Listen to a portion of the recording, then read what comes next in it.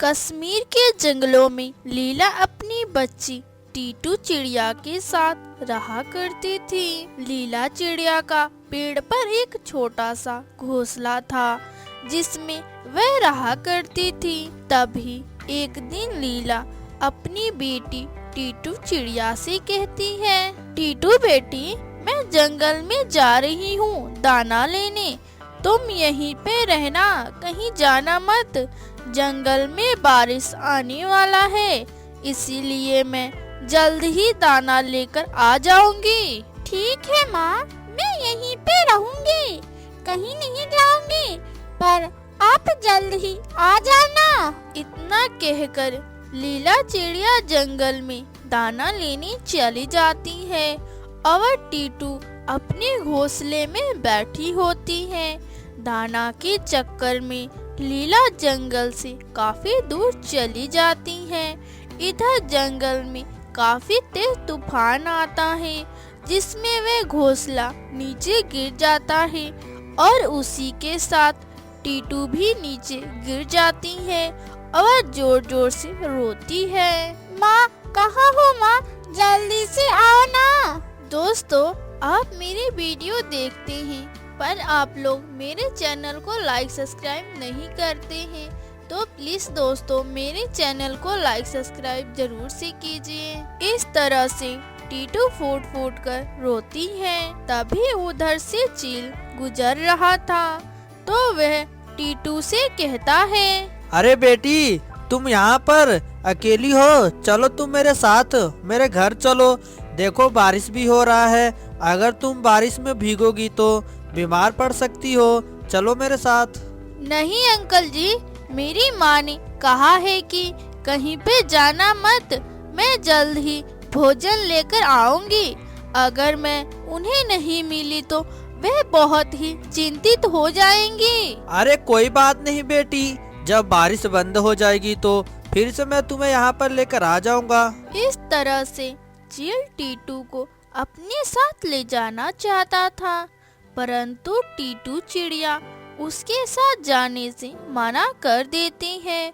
फिर तभी उसी बारिश में भीगते हुए लीला अपनी बेटी टीटू चिड़िया के पास आती है। वह चील को वहां देखकर बहुत ज्यादा डर जाती हैं और चील से कहती हैं, देखो चील भाई, तुम मेरी बेटी को मुझे दे दो, प्लीज उसे खाना मत। मेरे पास सिर्फ यही मेरी एक बेटी है, अगर तुम उसे मार डालोगे तो मैं भी मर जाऊंगी। प्लीज चील भाई, मेरी बेटी को छोड़ दो।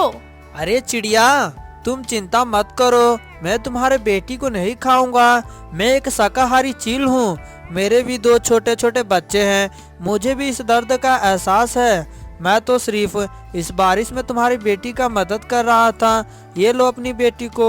तभी टीटू अपनी माँ के पास जाती है और कहती है, माँ, ये चील अंकल बहुत ही अच्छे हैं, उन्होंने मेरी मदद की, इस बारिश में मुझे अकेला नहीं छोड़ा। और माँ, तेज तूफान के कारण हमारा घोंसला नीचे गिर के टूट गया है। माँ, अब हम क्या करेंगे? हाँ बेटी, इसकी चिंता मुझे भी हो रही है कि अब हम क्या करेंगे।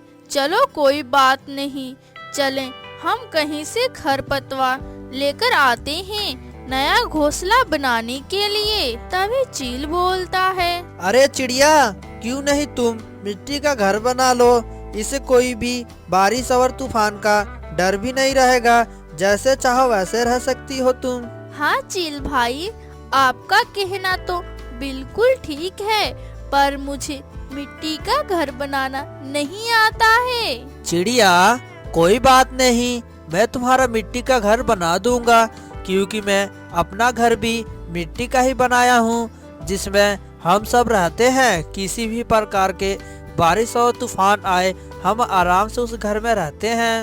अच्छा ठीक है चील भाई, बना दो मेरा घर मिट्टी का। इस तरह से चील लीला चिड़िया का मिट्टी का घर बनाने लगता है और लीला भी नदी के किनारे से गीली मिट्टी लाकर चील को देती है। फिर शाम होते होते चील लीला का मिट्टी का घर बना देता है और कहता है, ये लो चिड़िया, तुम्हारा घर बन गया है। अब तुम इसमें अपने बेटी के साथ रहना। किसी भी तरह के बारिश और तूफान से डरने की जरूरत नहीं है। हाँ चील भाई, आपने घर तो बहुत ही अच्छा बनाया है। आपका बहुत बहुत धन्यवाद। अभी तो शाम हो गई है, आज रात आप मेरे घर रुक सकते हैं। नहीं चिड़िया, अब मुझे जाना होगा। मेरे बच्चे और मेरे पत्नी मेरा इंतजार कर रहे होंगे। इतना कहकर चील वहाँ से चला जाता है। टीटू चिड़िया अपना नया घर देखकर बहुत ज्यादा खुश होती हैं। इसी तरह से जंगल से पक्षियाँ आती और लीला के मिट्टी के घर को देखकर तारीफ करती और लीला और टीटू खुशी खुशी रहने लगी।